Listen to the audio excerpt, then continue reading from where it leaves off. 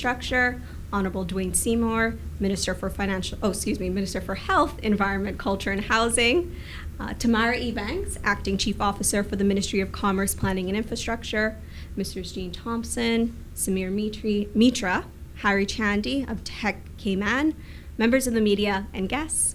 Welcome to the official agreement signing between government and Tech Cayman. Today's proceedings will begin with remarks from the minister, which will then be followed by remarks from representatives from Tech Cayman, which will then be followed by the official signing. After that period, we will have a brief 10-minute period of questions from the media, and we will then close with a group photo opportunity. I now invite Minister Hugh to begin with his remarks. Thank you and good afternoon, everyone. Thank you for joining us. I'd like to also just mention the presence of Minister Juliana O'Connor-Connolly and Councillor Barbara Connolly, who have just joined us.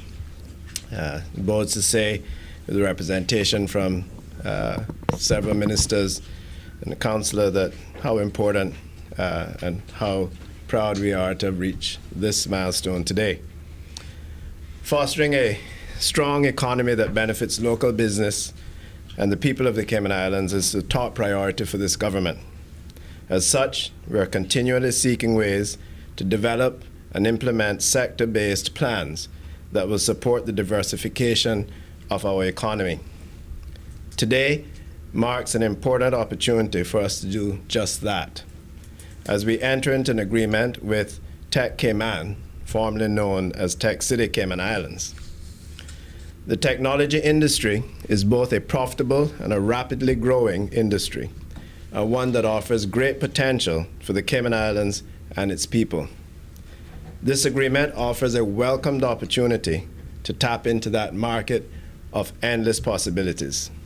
In addition, government is pleased to work with the private sector to further advance the tech industry in the Cayman Islands, and we're particularly pleased to be working with such a successful and reputable group of local businessmen.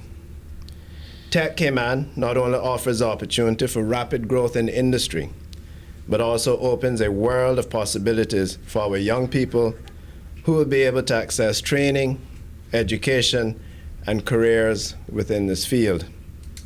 In future, it will also offer a boost to the economy of the sister islands, as the company plans to have a presence in Cayman Brac. This will provide residents of Cayman Brac with a unique option for employment and a new career path for the young people of Cayman Brac. Government sees this agreement as an extension and a complement to the success of Cayman Enterprise City. While this agreement does not make Tech Cayman a special economic zone, it does grant concessions that will facilitate the ease of operations, enabling the continued growth of the tech industry within the Cayman Islands. This is an opportunity for the Cayman Islands to become what we hope will be the Silicon Valley of the Caribbean, and we look forward for the successes to come. I'll now invite Mr. Gene Thompson to say a few words.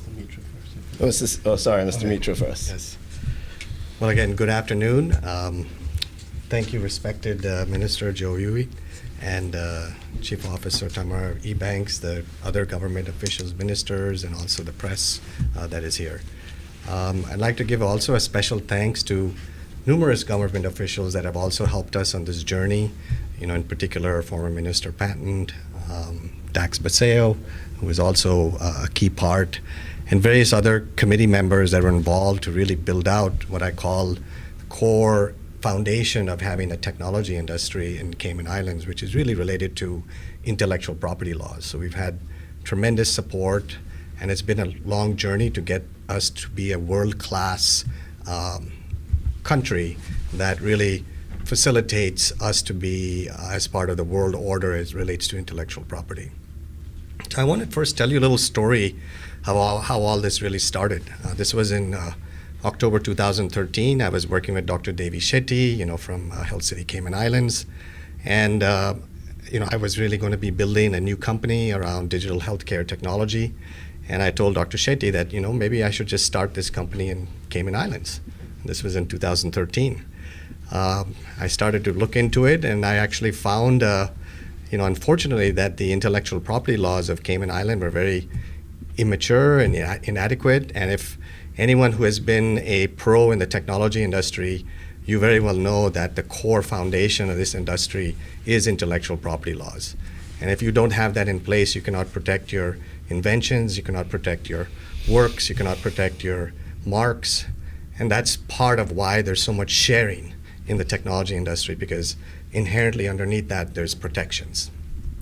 And so when I saw this, and this is after having been part of the original Java software team that created the Java programming language, which I'm sure all of you know about, and having started two technology companies, successfully sold them, went to IBM, and then actually working with various governments like in India and Singapore and Dubai to help them grow their technology and innovation ecosystem. I sort of set about and I tapped the shoulder of the big boy, Mr. Gene Thompson, sitting there, and I said, what is happening here? I mean, the technology industry is going to become the biggest industry in the world, and we need to do something about this, and we need to be able to foster technology and innovation in Cayman Islands, because this is a unique industry that doesn't need a lot of physical hard assets. It's all soft assets, it's all digital assets. So you don't need a lot of land, you don't need a lot of space to build this industry.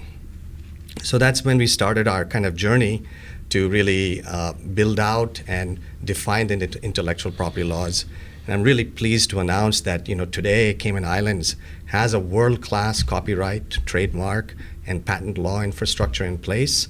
So an entrepreneur such as myself, I'll feel very comfortable and happy to start a company here. And also the venture capitalists that back my company would feel very comfortable to sort of have their companies situated here. So I'm really happy that it has happened. It's taken us a long time, but I think we want to do this as a long play, not as a short opportunistic thing. So we have to build the right foundation. So to really get the technology industry started here, and as all of you have probably read in media, we need to have things like hackathons, meetups, networking events, coding camps. That is the gist and culture of the technology industry. We have to have, incubation centers, demo places, and that doesn't exist right now. And so I'm really hoping with Tech Cayman and the people that will be behind us in this, we'll really start infusing that. This will take some time because we have to grow the local capabilities and talent associated with this, but I'm very confident with the enthusiasm of the young Caymanian generation that they're going to make it happen for us because they have this passion and desire to really get involved in technology. So I have a lot of confidence in that. So in the meantime, over this 5 years, the industry has really changed. I think in 2012, if you look at the top 5 market capitalization companies in the world, there were only 2 technology companies, Apple and Microsoft. This was in 2012. You fast forward to 2017, the top 5 market capitalization companies in the world are 5 software companies. And Apple just became $1 trillion market capitalization company. To put that in context, $1 trillion means it's the 17th largest GDP country in the world. Apple probably should become part of the G20. So the technology industry is a huge mega trend, and I'm just very, very happy to see and hear the Cayman government really wanting to become part of this. And I think Tech Cayman is going to be a core igniter of this sort of interest and passion that we can drive in Cayman. So what is Tech Cayman? Tech Cayman really is focused on technology and innovation. We are not trying to co-locate companies so that we can offer them real estate or commercial real estate. We're really focused on technology and innovation. So we're really building a digital innovation platform to really create a digital economy for Cayman. The digital economy is going to be the future, as Minister Joey Yu said, and that really consists of 5 key ingredients. The 5 key ingredients are we have to bring digital assets into Cayman. This is data, IP, whether it be usage of audio files, video, corporate data, keys, these are all digital assets, and these are soft assets. They have to be hosted, streamed, managed from here. They have to have an intellectual property law infrastructure in place. And you need to be able to manage, distribute this in a global basis. And Cayman's tax-neutral, business-friendly environment will be very attractive to so many tech companies that we can actually house it here and actually distribute it from Cayman Islands. So that's the first ingredient.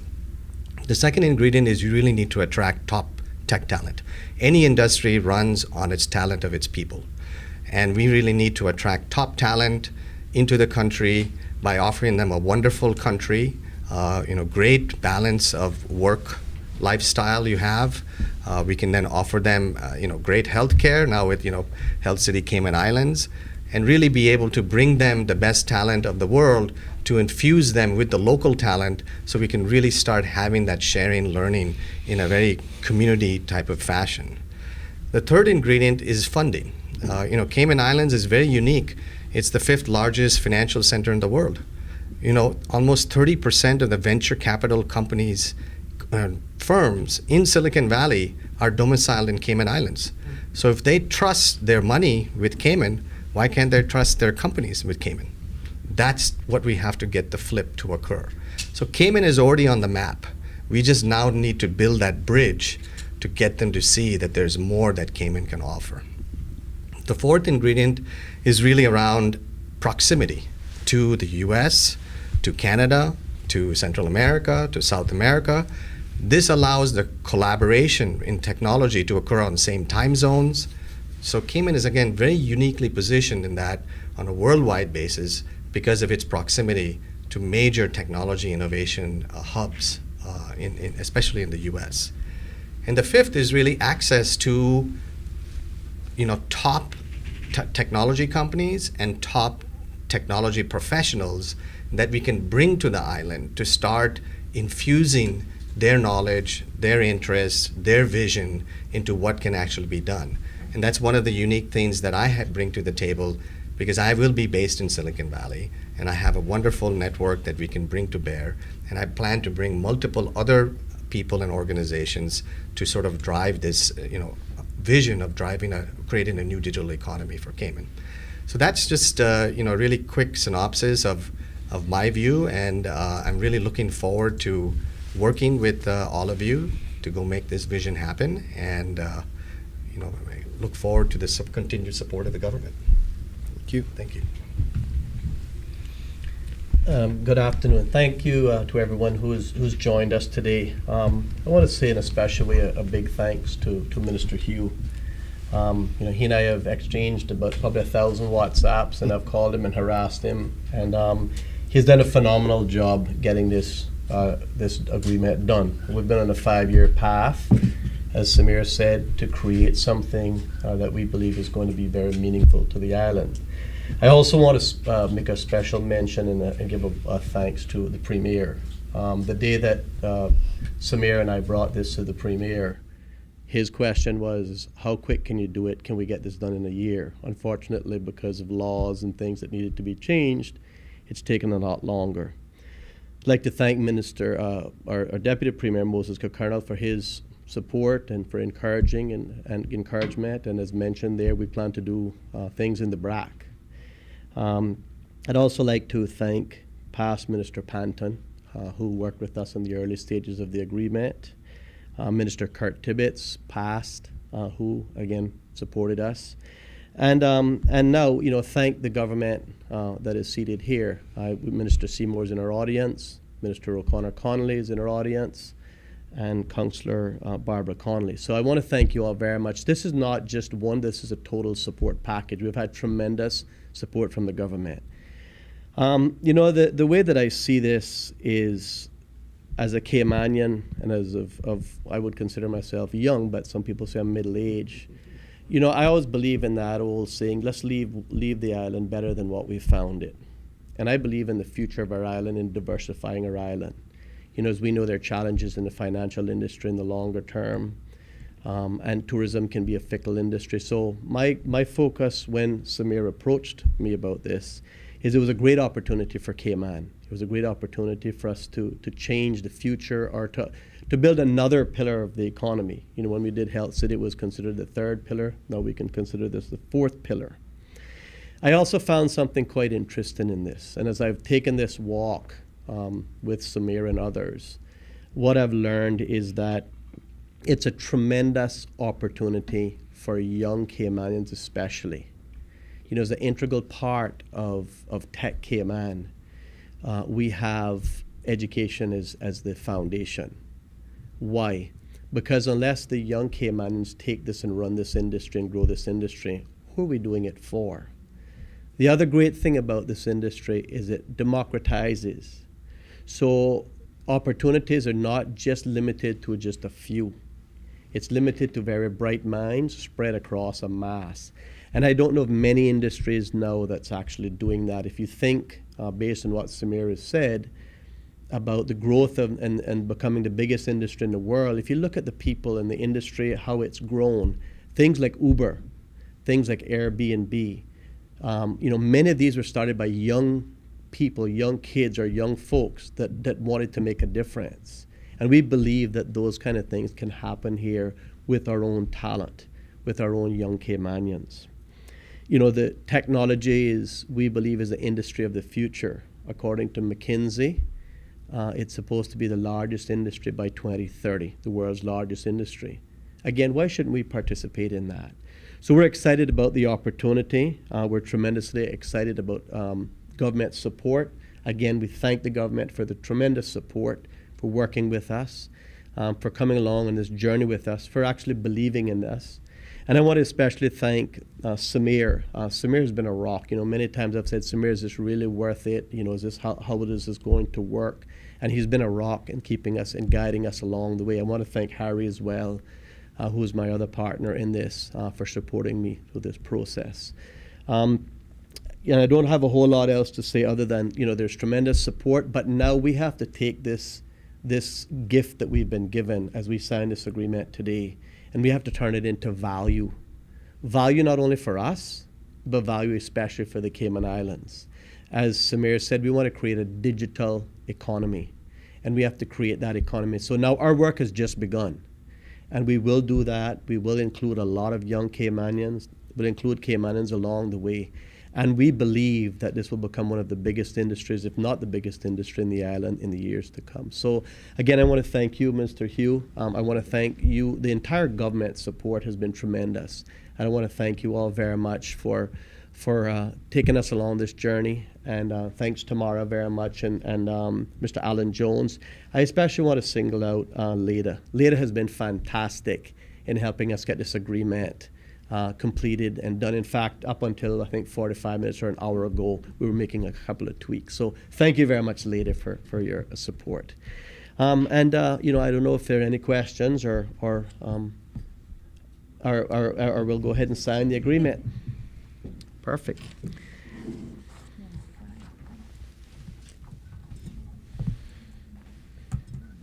Use a special pen.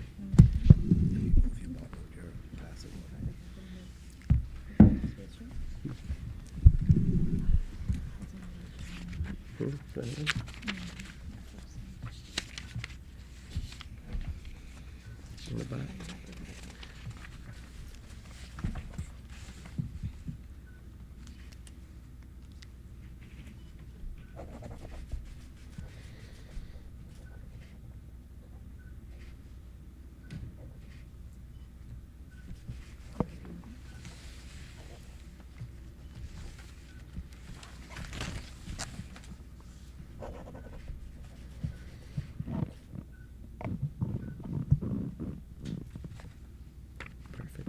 Now our work begins.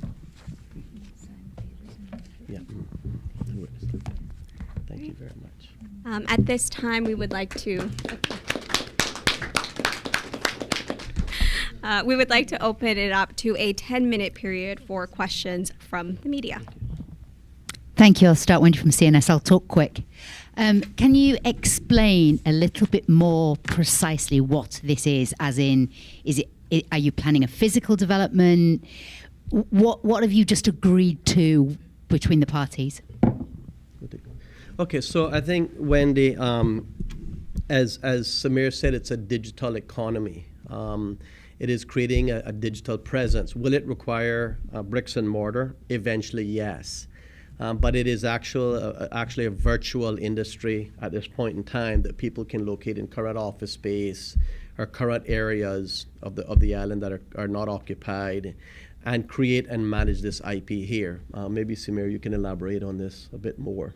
Yeah, I think it's all the time nice to sort of see a physical space, but we really believe that depending upon what kind of companies we're going to bring forward here, there's going to be small pockets of different physical areas that would really sort of drive certain types of collaborations, especially like I'll give you a simple example of something that I would like to start, is I'd like to start a small little pocket of companies next to Health City Cayman Islands that are associated with digital healthcare technologies. So it makes sense to sort of locate there.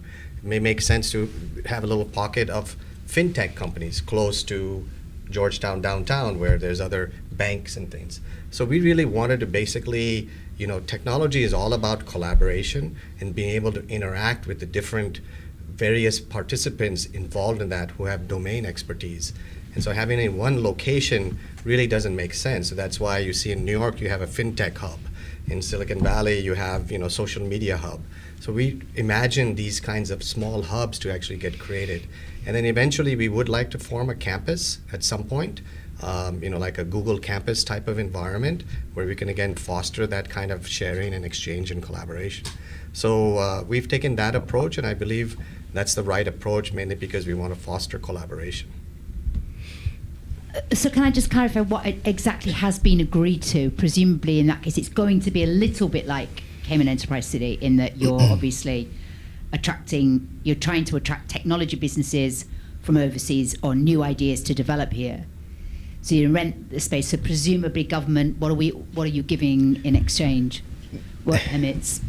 So what we do, what the role that government plays, obviously, other than as I think Mr. Thompson mentioned, and so also Mr. Mitra earlier, providing the legal framework to help grow the industry and protect the industry here.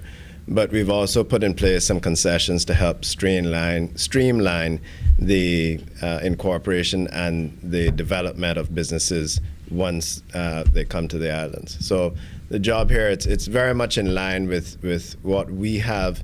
The previous administration, again, this administration continues to work towards cutting out red tape and offering that white glove service in order to attract new business to the country, in particular in the areas that we don't currently have, so that we can help diversify the economy.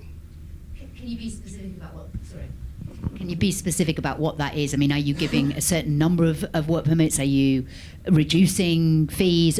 Can you be specific about what you? It has to do with set price, set cost, and set time frames in particular, just so that we're not going through persons don't have to go through the sometimes onerous process of getting your company incorporated and licensed, and by the time you get that done, 1 year is gone, you have to do it one more time again. Our goal here and the agreement we have is to make it as easy as possible within our legal framework for these companies to either relocate here or to farm here or to start here. Hi, good afternoon. Ken Silva with the Cayman Compass.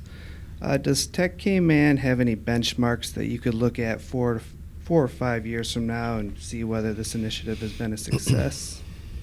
Yeah, I would sort of answer that in sort of what are the benchmarks for a great technology industry that's thriving and vibrant. How many startups are there? How many GitHub contributions are made in software code? How many hackathons are there? How many meetups are there? These are classic benchmarks that you would use.